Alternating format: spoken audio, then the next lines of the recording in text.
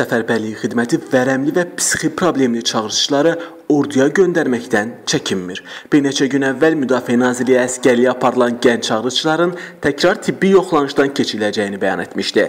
Təkrar yoxlamanı səfərbərlik və hərbi xidmətə çağırış üzrə Dövlət Xidməti ilə Müdafiə Naziri arasında narazılıqla əlaqələndirənlər bu addımın vacibliyini vurğulayaraq onu müsbət qiymətləndirdilər. Ancaq alqışlanası məqamda var ki, Müdafiə Nazirliyinin tabeliyində olan hərbi hissələrə xidmətə çağırılan gənclərin sağlamlıq vəziyyətinin təkrarən yoxlanışdan keçirilməsindən məqsəd ilk növbədə hərbi qulluqçuların sağlamlığına diqqətin artırılmasıdır.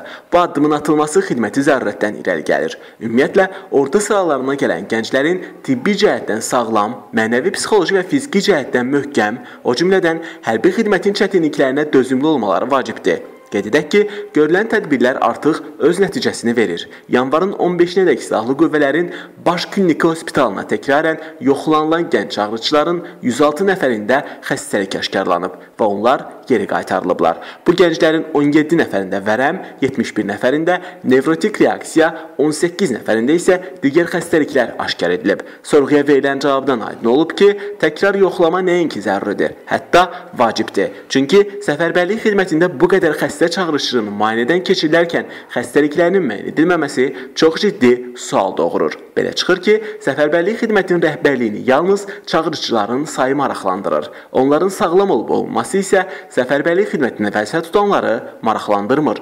Qeyd edək ki, Müdafiə Nazirliyinin hərbi hissələrində son 2 ildə baş verən ölüm faktlarının 140-dan çoxu sabiq Müdafiə Naziri Səfər Əbiyevin, 6-sı isə yeni nazir Zakir Həsənovun dövrünə təsadüf edir.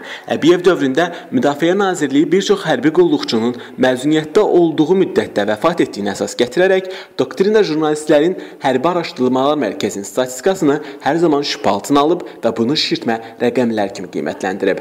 Acı statistikadan göründüyü kimi, qeyri-döyüş itkiləri döyüş itkilərini qat-qat üstələyir. Bunun əsas səbəbinin xəstə çağırışdan orduya göndərilməsi də şübhə doğurmur. Bu baxımda Müdafiə Nazirliyinin verdiyi son əmri yalnız alqışlamaq olar. Ümid edirik ki, ölkə rəhbərliyi səfərbərlik xidmətində baş verənlərə nəhayət ki, diqqət ayıracaq. Həmzə Məmmədli, Vizyon TV.